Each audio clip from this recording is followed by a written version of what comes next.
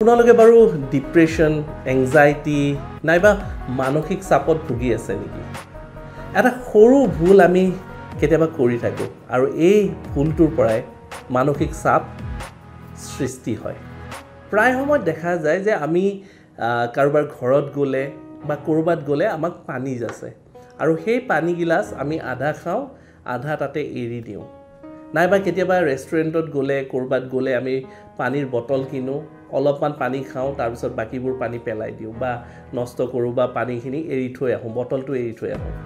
তেনে একেবাৰে নকৰিব কাৰণ পানী